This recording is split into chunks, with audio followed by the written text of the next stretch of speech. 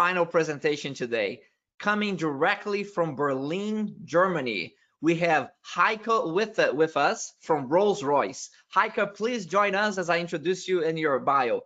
Heiko, since 1997, has been at Rolls-Royce and the aerospace business in a number of business areas, mainly in engineering, working both as a project management as well as a transformation leader. Has extensive experience and track record, more recently in digital transformation, leading the journey of digitization and Industry 4.0, mainly between engineering and manufacturing. He grew up in East Germany after 1990, studied mechanical engineering in Berlin and Newark, New Jersey. Outside of work, he's a passionate marathon runner and hiker. I am thrilled for having such a strong leader and practitioner here with us on this real interfaces between engineering and manufacturing and digitization. Thank you for sharing your journey with us. We're honored to have you, Heiko. Thank you very much, Jose.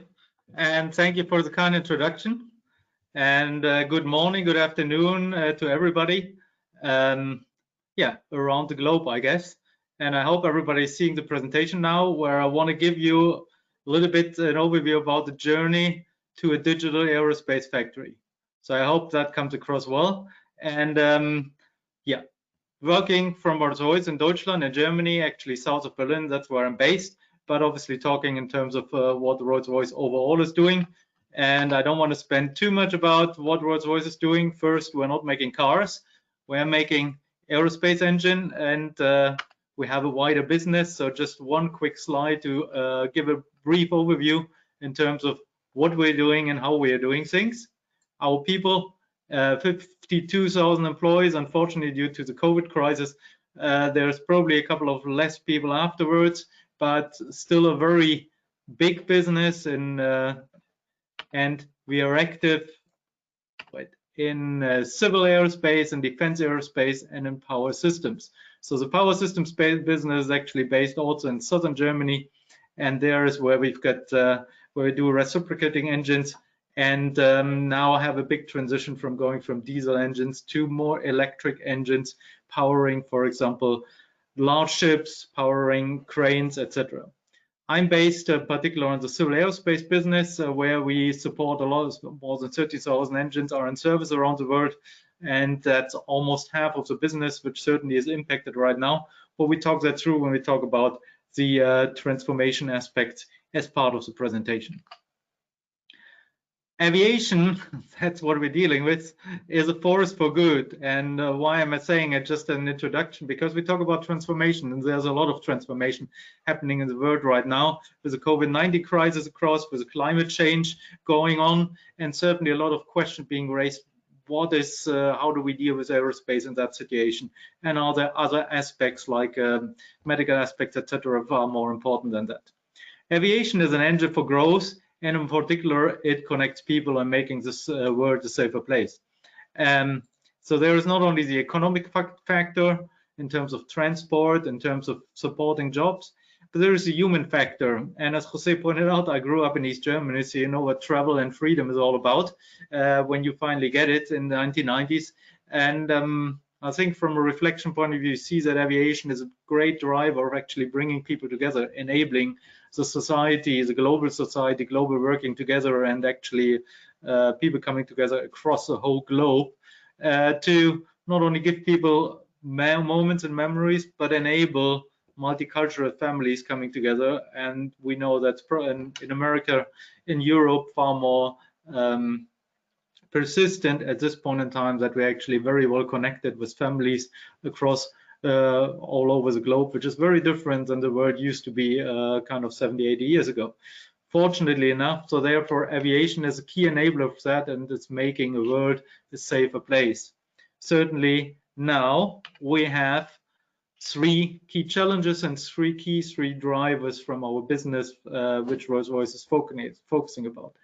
Electrification. Electrification plays a role both in aerospace as well as in power systems. And I could talk at length about how possible it is to have a fully electric aircraft in the future. I think most people know that a fully electric aircraft which carries a lot of passengers will very likely not happen in very short term or medium term, but it will be the fusion of mechanical and electrical technologies which we need to look at and which we need to develop. So that is one of the key drivers, and what becomes clear when you bring those technologies together and when you want to make a fusion out of it, the system aspect of it and the integration aspects that require a large degree of digitalization. So digitization, seen here as a second driver, is the integration of physical and digital technologies and plays a huge part in a system's understanding of how to bring together different technologies, whether it's mechanical or electrical or engineering or manufacturing technologies. So therefore, it's the second key driver for our business going forward. And third, certainly cleaner, safer, and more competitive power, as a lot of our products actually support energy development, being able to provide energy to everybody around the globe. So those are the key trends, the three key trends which will define the future for us. What is now, in terms of a focus on civil aerospace, what are the key challenges and opportunities? First of all, yes, the future is here already. So a lot of discussions which we started to have 10 to 15 years ago, they're suddenly here, and they come with a speed which is, I would say, a little bit unusual for the aerospace industry. You know, whenever you introduce an aerospace engine, an aircraft into service, it usually stays there 50, sometimes 60 years. What we now see in the COVID-19 crisis is that a couple of fleets are actually almost taken out of service, and the push to actually get cleaner aircraft into the air will develop further. So we have the climate change as a key challenge, but we also have new aircraft and engine concepts which require a huge amount of change, not only in the way how things are developed, but also how aircraft are being operated. And that opens up a lot of opportunities in terms of where digitization kicks in with a digital twin, which can actually represent and replace some of the testing and some of the simulation in reality being required. But it also can enable to link the design and the engineering world with the production world. And that's, on the other hand, the smart factory concept shown on the right side to see, okay, how can we in aerospace get to a more smarter factory? Why is that unique for aerospace? When we talk about aerospace, we have in manufacturing here, we have to remember it's not like in the automotive industry where you almost have an automated line. And we produce a lot of engines here in Germany, for example. The number of engines is around 400 to 500 a year.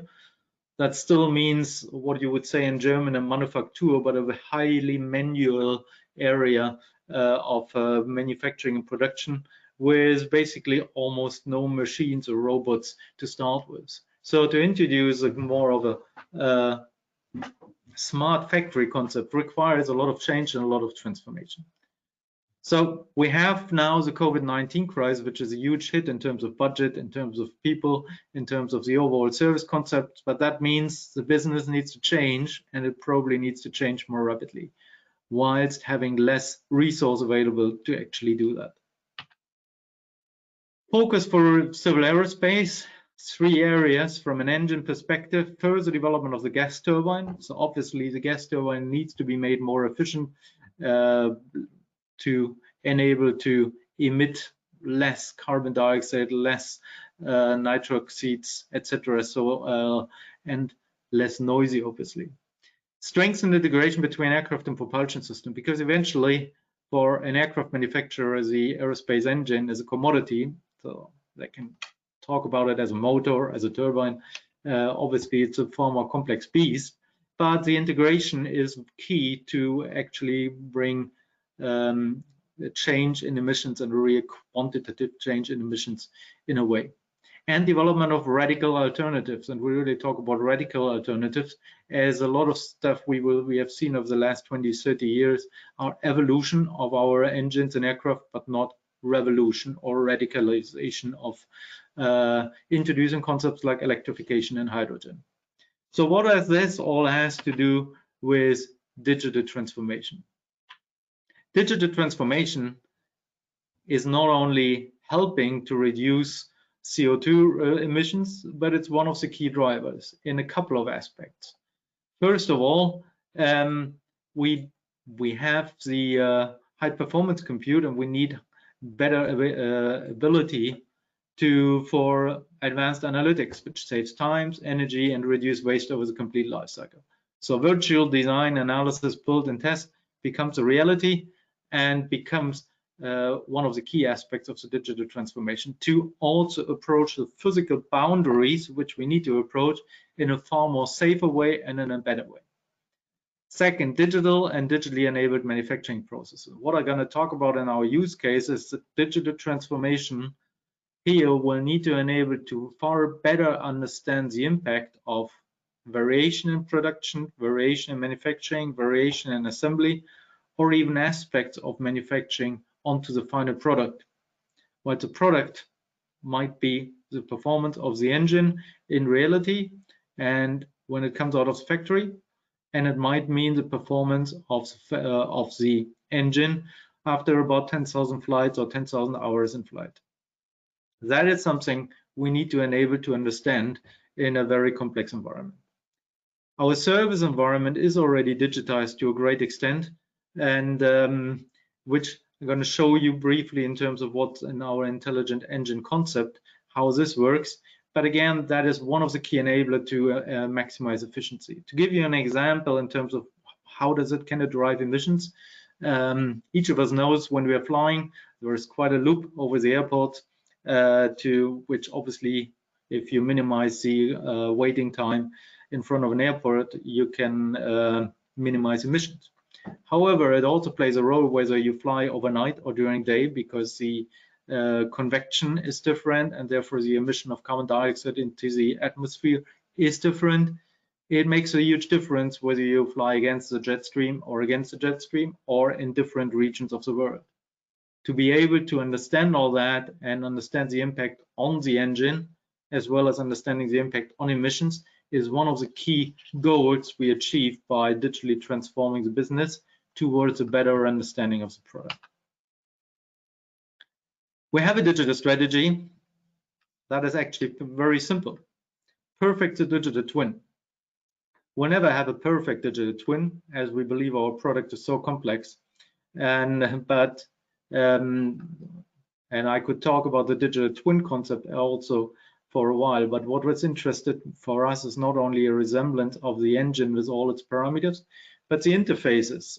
A digital twin of an interface where the connections are between production and engineering, between production and service, between the various areas in a far further level of detail. And there is always more and more information we can add towards more of a perfection.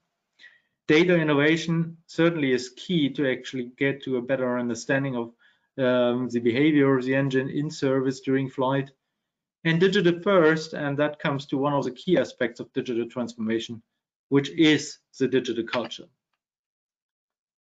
How do we act now in the COVID-19 crisis with the digital transformation in workplace going forward? First of all, I'm sitting in the office, so I'm lucky enough now to sit in the office again, but most of you will be sitting at home to watch those presentations.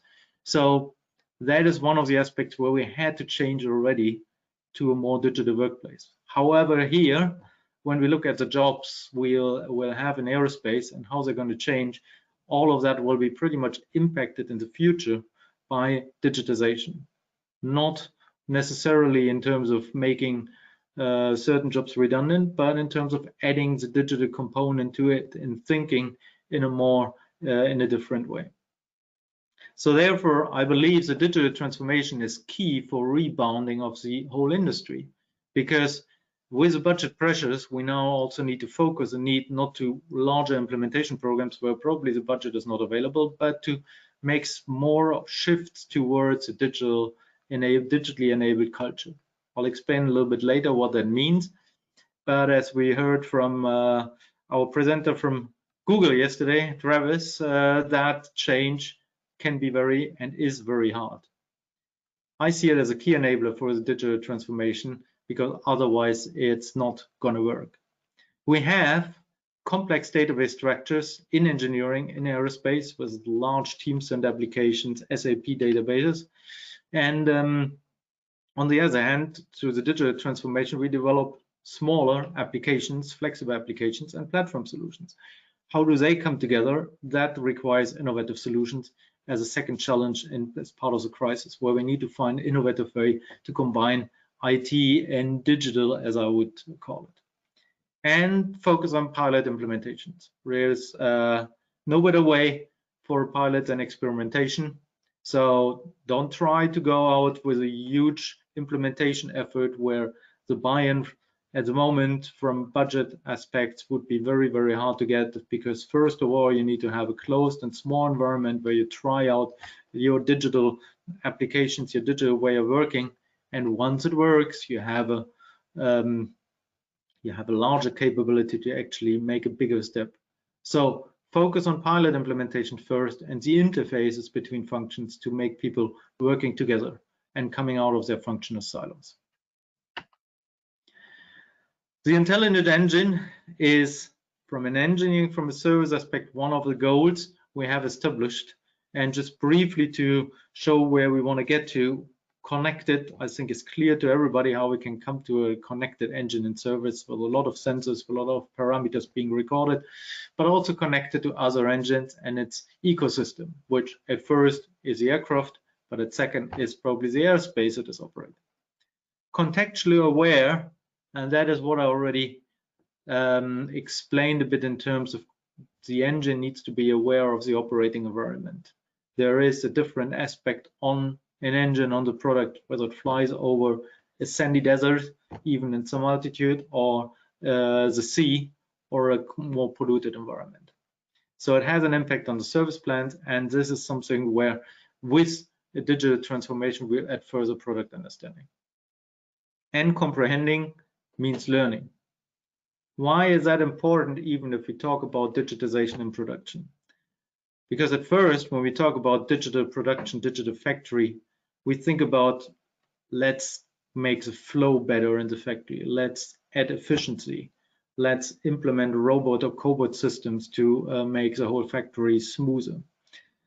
This certainly is one of the key aspects, but the second aspect, which is even more important, is how do we get a better understanding what impact production has on the final product characteristics in service when it comes out of the factory? How can we actually tune an engine to be more efficient, less efficient?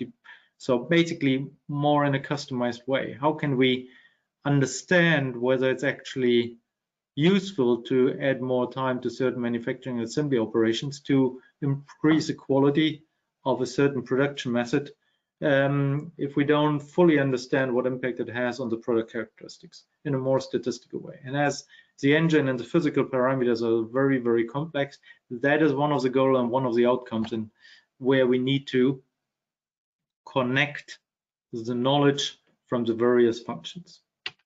Let me go to some use cases to give you a bit of understanding where we started with this. First of all, whenever we started to look at projects, integrative thinking is a foundation for that. Digital transformation for all of the use cases does not mean we implement a new tool, or does not mean we implement a couple of sensors. It's connection of people, process, and tool set. Even for a small implementation, even if we do just an experiment in a constrained area, the triangle or those three circles coming together is key to understand, because digital transformation always needs to work in the aerospace factory, in the aerospace industry, with people, because people need to accept it, need to work with it, and we need to change. If we take the people out, the culture will never change and people will object against the change. So make them part of the journey and see how your digital tools will support their work, will make their work easier, or even enhance their capabilities going forward. And obviously workflow process will need to be understood, because of course you want to look at certain aspects of lean in a transformative effort when you go forward. So this is important whenever you define and identify opportunities going forward. We have created a landscape, and I'm like to show the picture internally as well to see how that differentiates from a view a couple of years ago, where I think most of the many companies thought, okay, we've got 2 or 3 enterprise systems called SAP, called PLM Lifecycle Systems, and called Service Operation Center, whatever. So we're not talking about large systems anymore. Those are data hubs, those are useful, but we're talking more about a landscape of apps which are pulling data out of different systems and which can be developed in certain areas, and at some point they will come together and they will interact with each other. So we've developed that landscape. I won't talk about all of them at this point in time, but those are applications which we are adding to the landscape of digital integration between engineering and manufacturing to complete the picture. And it's a little bit like a puzzle. At start, you need to obviously have a benefit case and a use case for all of these applications, whether it's called Proqis Insights or Learning Platform Product Data View. The more you complete the picture, you see there are links between the different applications. There are links where you can exchange the data and apply data innovation and learn more and harvest even more benefits going forward. So that is a little bit of the way, the process, the structure which we use to implement those applications. Talking a little bit digital fitting instruction, a digital way of assembly instructions. First, you may say, well, that should be standard anyway. In aerospace, where you have to certify each product, where you have to have written documentation of how an engine is assembled and how each process works, it is not as obvious because you need all those data and all those manuals, and therefore it is quite hard to implement the change. What we've done as part of the project, it is to develop actually a standardized language, looking at the process of how these fitting instructions come together, in an innovative way to resemble what's basically shown in the middle here as what as a start as a PDF document into a 3D simulation format, which actually takes into account constraints of space, constraints of tool sets, constraints of height, and later on also constraints of people. So how can we visualize how an engine is assembled?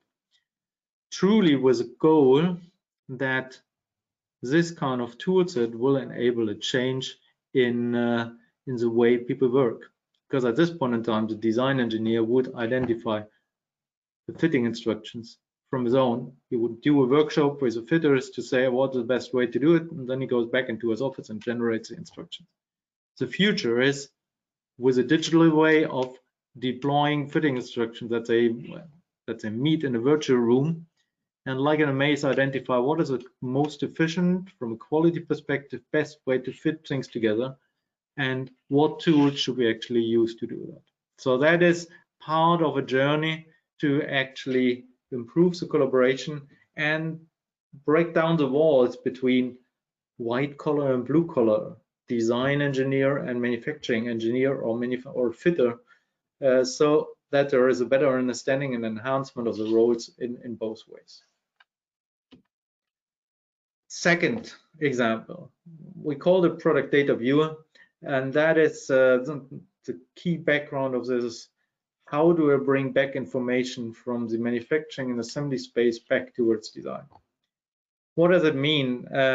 When you go into assembly down on the shop floor, you'll notice that the fitters will actually identify different ways of assembling it. There is a clear process how to do it, but sometimes a part doesn't fit as it should. Sometimes they need to apply certain other techniques to do that. There might be observations.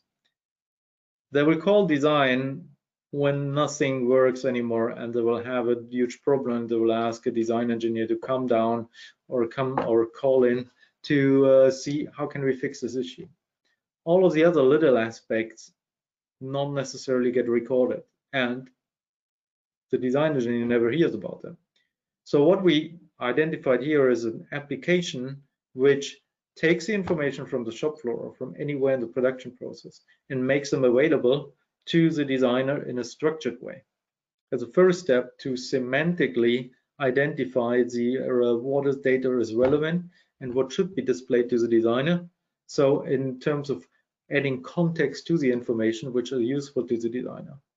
This project in the future will look into how can we learn from certain experiences, parts, modules, etc., towards what potential changes are useful to a module, to a component in aerospace. So that is another aspect which this application is going to provide in terms of contextualizing the information from operations towards design as one of the key aspects of learning in this, and also one of the key aspects of bringing those functions together.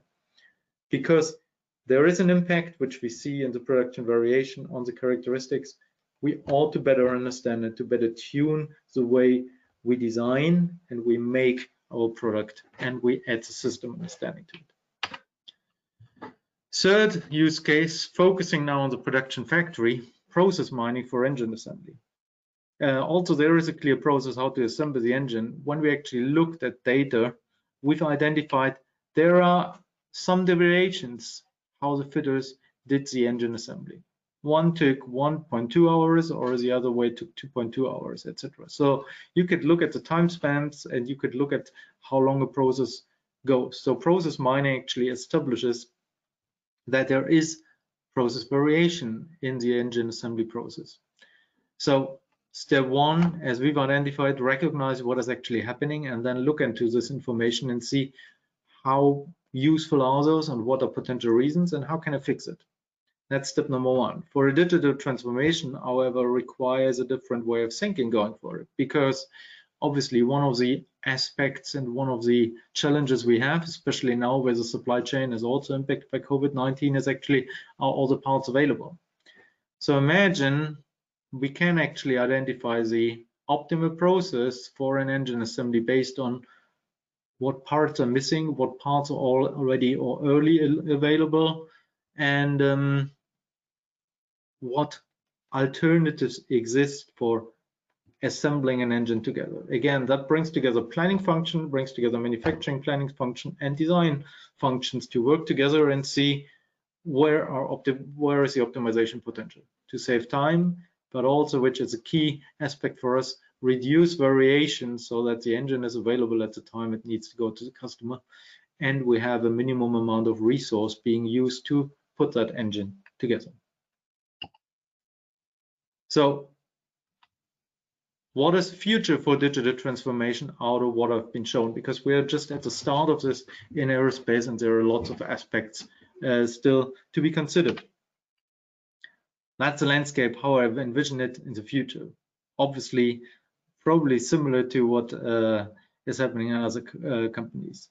First of all, in aerospace, we have to use capabilities which coming from research institutes, which coming from startups, to infuse this knowledge into our organization, because we are not yet a digital company and probably won't be in a short term, but we'll have a lot of innovative souls out there, whether it's here in the Berlin area, whether it's elsewhere in the world, who have ideas about this and who can help us in doing those data innovations.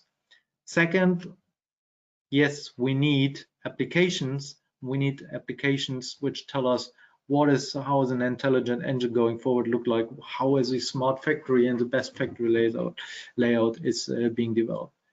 On the basis of this sits the number of data, structured data, unstructured data, which I need to bring together, which I will need to semantically compare with each other, contextualize, and then build an integrated data environment, which pulls data out of the IT systems or database system, but also enables to have different applications sitting on top of it.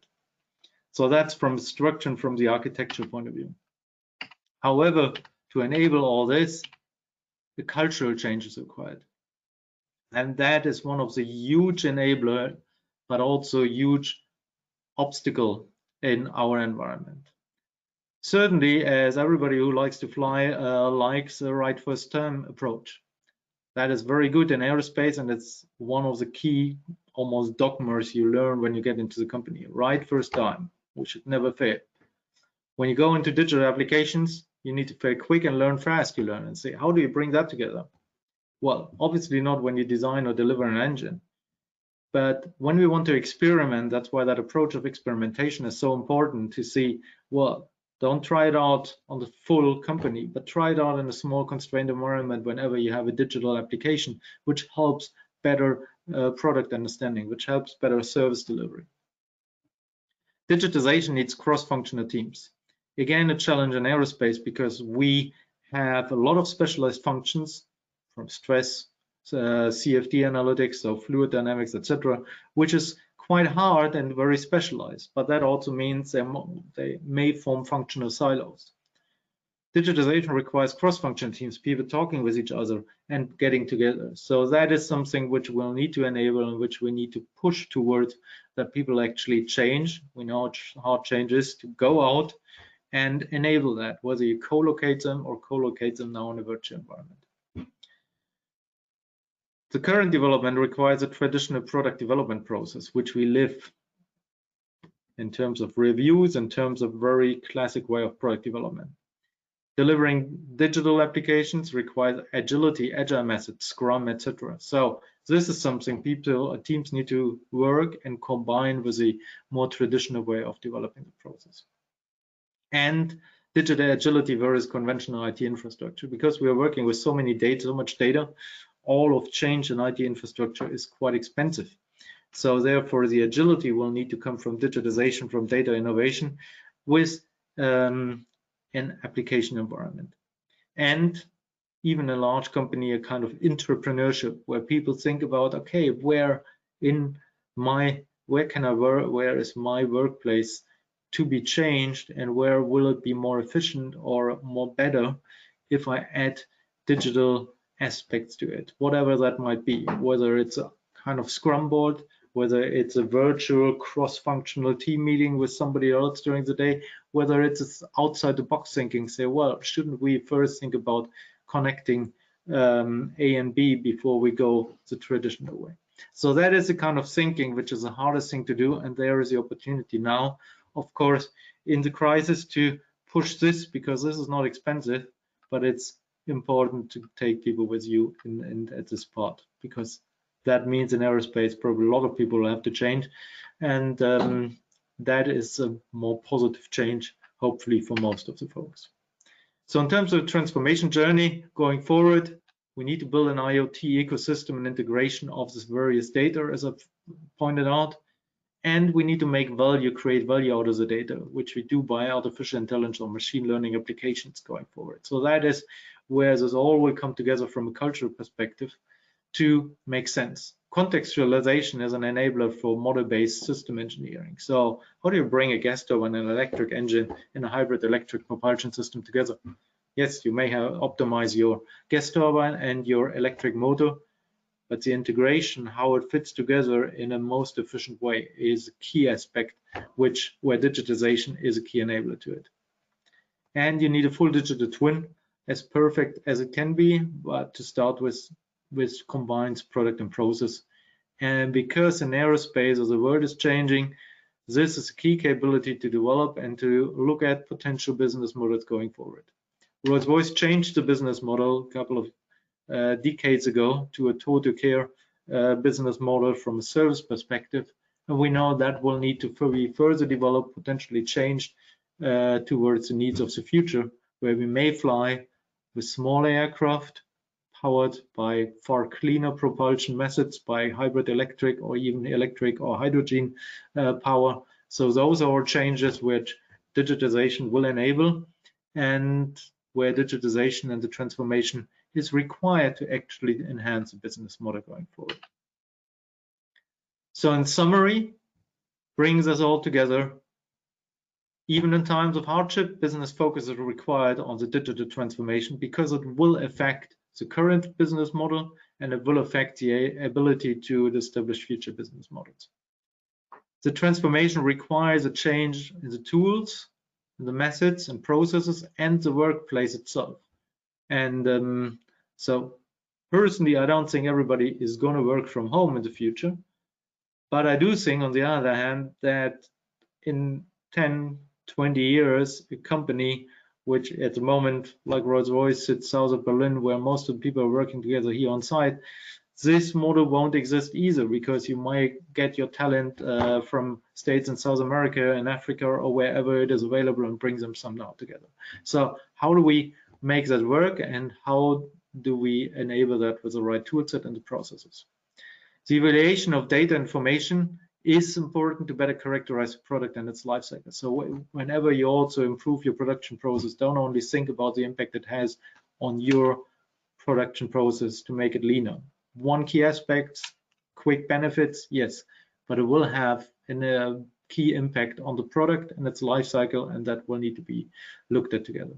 And make it fun by using virtual augmented reality methods. So the gamification is here as well. I wouldn't necessarily call it a game, but VR and AR technologies is helping hugely to have a more visual workplace in terms of how your factory works and how operational data in a product development, but also in the production environment are working. So how can we extend the digital twin? So the future is here, even so it's bumpy. And thank you very much. And now I would ask you, if you have any questions, please ask them. Thank you. Heiko, what a fantastic presentation. I mean, you got into use cases, vision, you cover from high level to detail. Excellent presentation. Thank you for that. I mean, it's such great insights. We appreciate that. And we got questions that have come up here. And I'm going to ask the first one on entrepreneurship. You mentioned that in the end, it's a topic of interest for a lot of us. And I'm curious on your views in the organization on how can you, what are some of the things you can do to foster more entrepreneurship in the organization? One of the key aspects, I think, give people the ability to influence the process they're working with and the teams they are working with. So I worked a lot in terms of transformation and also in what leadership would mean. And leadership doesn't mean you tell your worker what to do, but you coach them to how to do their work better.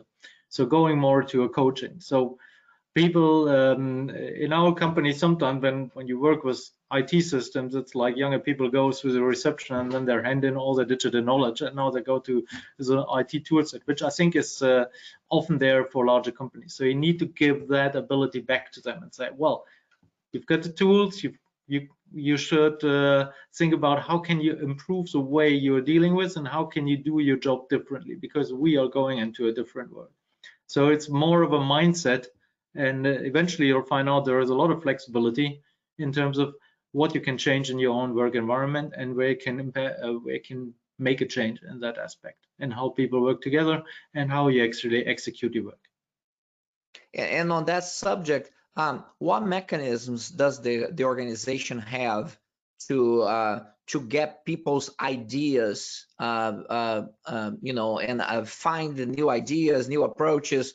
Do you have mechanisms for that communication to flow? The two mechanisms. The first one is certainly training, but more in an innovative way to explain how people can actually implement a more digital mindset, which is not A or B, but more integrative. Think about the other functions. And second is give them the power, give them the freedom to innovate. That is harder, but we're using it for some teams going forward, bring them together and say, well, you've got some time to think about to develop innovative solutions. Do something, use it, and then come back and show us after you've established a start with it. So obviously there could be more, that could be, I would imagine that going even further and giving people space to do that work, but that's kind of the way to do it. And what is the process like for when these ideas emerge in the organization? What is the typical process that you follow to prioritize what you need to work on? Well, the typical process obviously is that you have a task list which is managed, but that's quite fluid in a way. So I think a lot of people, especially when we talk about the people working on innovation, which is quite a lot, obviously, is they have the ability to agree what priorities they want to work with and what are, I would call them maybe from their perspective first pet subject, but on their other aspect, where can they really add value and think in a more entrepreneurial way. But it's hard because obviously that's not how what the starting point is. The starting point is, okay, there is a team that gets their task and they have to deliver. But the way to do it, there is more focus now to think about, don't be in your mousetrap. Think about what can be done differently and where can digital tools that help. Very good. And you know, you work in an environment that is heavily technical and filled with very capable, smart engineers. I have had very similar experiences in my life, in my professional life as well. And I'm an engineer myself. I assume that you are as well. And it can be challenging because engineers can be highly innovative, but they're also very stubborn. And sometimes, you know, their idea is the best idea, and they are not so good as implementing someone else's idea sometimes. And how do you foster a more collaborative environment in a highly technical group like that? So before COVID, it's clearly co-location, bringing people from different functions together, is sitting in larger offices rather than their centered areas. The second is, and that's the system thinking is important, and system thinking requires by definition a more digital view in terms of bringing data and innovation together. So that is that another key aspect in focusing on how do you get to a better system understanding. System is not only a technical system, but the overall production system, including manufacturing aspects. So bringing people there and bringing people and folks down to the production area. I say down because you sit usually in a little tower when you're an engineer, and then you're going down the shop floor. Actually, when I was working as a project manager in the product development, I brought my team to the repair and overhaul area, so they could look and say, well, what's happening with my part after 10,000 flight hours? Oh, that is interesting. So bring that aspect, so that obviously that in itself sometimes enables a mindset change. And similar now, we'll have to think about, okay, guys, how do you think you're going to fly in 10 to 15 years? Is it still the Lufthansa, British Airways, Delta, or whoever? Or if we talk about different aircraft, which are not as big but smaller because they have more electric propulsion, how do you want to fly? How does it work for you in a sustainable way? So that's again, bring that thinking towards them, towards everybody, so they can start imagining what this could mean and what that could mean for their jobs. Very good, very good. Anna Martinez has a question here for you. She says that great presentation. When it comes to the airline operators, do you believe that they are fully digital right now? And what are your thoughts, and maybe what may need to change with them? Thank you for the question. So the airline operators, though there are the operations, I think they're heavy digitized already. The key aspect, which I think sometimes you can follow in the news, is the question, who owns what data? Yeah, so the airline operators now own most of the data, but we can make sense out of the data for the engine. But that's going to be an ongoing discussion going forward. And I think there will need to be a partnership, as I'm talking about system thinking and integration, a partnership between the operators, whoever that is, the aircraft manufacturer and the propulsion system generator, as we would call ourselves, to get a joint understanding of the data, because we could argue that out of our understanding, that engine better operates in a whatever Mediterranean rather than in a Nordic environment, but it's up to the operator to use that information and actually adjust the operations according to it. So a huge amount of collaboration is required and not a competition around the data. So that is important.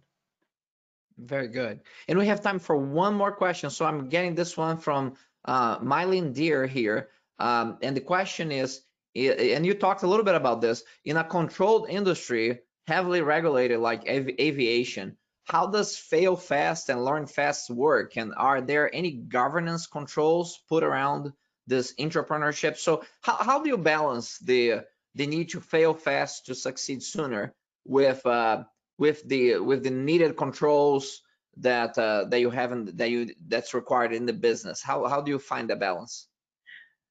Yeah, obviously one of the most important questions we're dealing with. So obviously we're not abolishing the more rigid product development process, because we need a lot of reviews to enable safety and reliability for our products.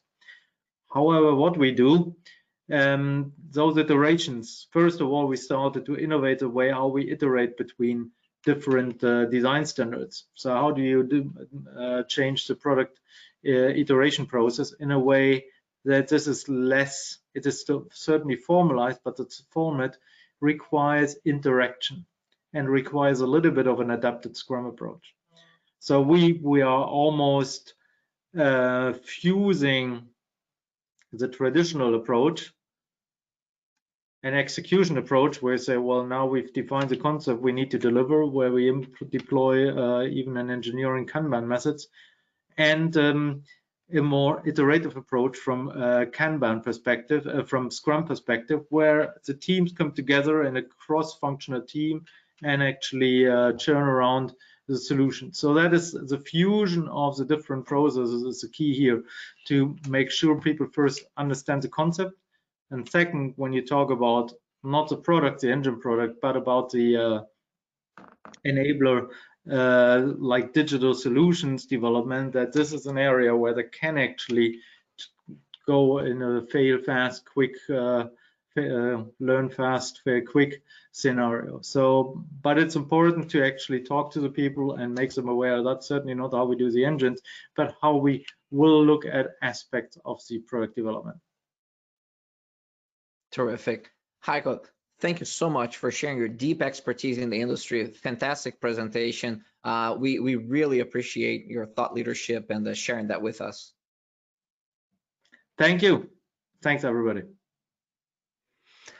All right, ladies and gentlemen, this concludes our final segment of the day for our conference. And I am always a little bit sad because we finished this one, and I'm excited about the next one. And the next week we have Business Transformation Operational Excellence Digital, with a focus on financial services. So financial services live next week, July 28th through July 30th at this same channel. So please make sure that you're registered for that. We're going to bring some of the greatest companies of our time in the finance industry and some of the great thought leaders in those organizations. And of course, we're going to be talking about digital transformation, enterprise architecture, RPA applications, technology applications in general, but also culture and people and what we need to do to keep advancing our industries, our organizations, and us professionally and personally. So leave your comments. Join us on LinkedIn if you have comments for the speakers, for the conference, for myself. Make your comment on LinkedIn. We'll review those comments. We'll say hi back, and we can keep the conversation going that way. And I look forward to seeing you next week at Financial Services Live. Have a good rest of your week and weekend, and be well.